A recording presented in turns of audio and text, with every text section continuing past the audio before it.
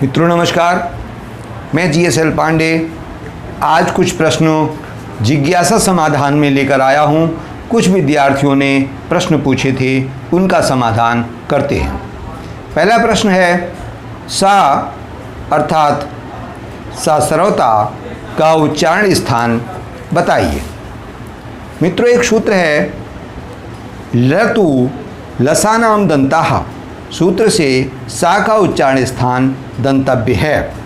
इसी प्रकार से सा सीटी का उच्चारण स्थान बताना है तो इसके लिए सूत्र है येचु यशानाम तालुहु, सूत्र से उच्चारण स्थान तालु है।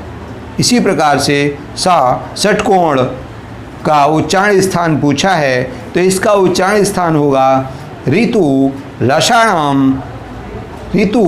रसाणाम मूर्धा, सूत्र से सा षटकोण का उच्चारण स्थान मूर्धा होता है।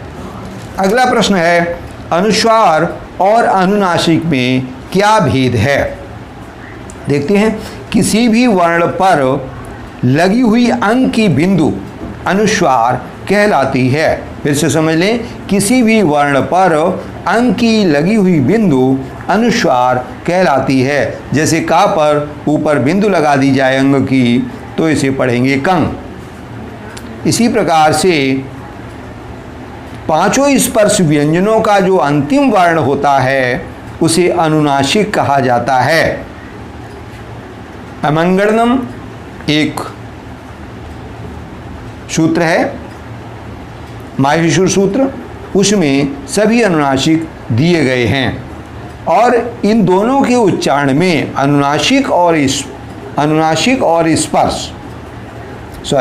अनुनासिक व्यंजन और अनुस्वार, इन दोनों में उच्चारण नासिका की सहायता से होता है। इसलिए इन दोनों में लोग समानता कर लेते हैं। लेकिन ध्यान दीजिए कि संधि के नियम से अनुस्वार को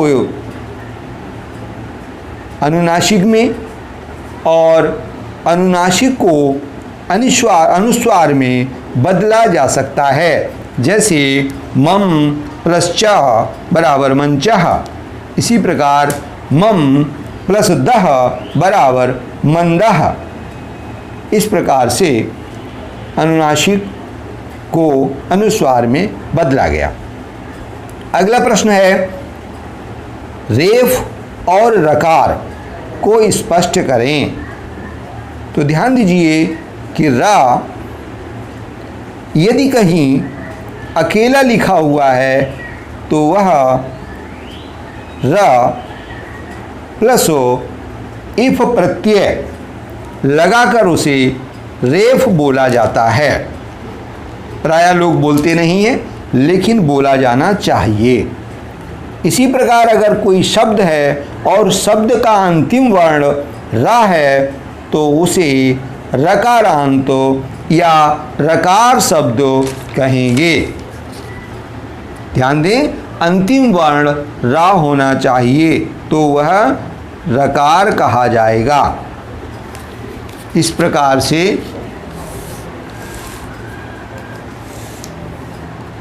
संधि में रकार को विसर्ग में बदला जाता है। सूत्र है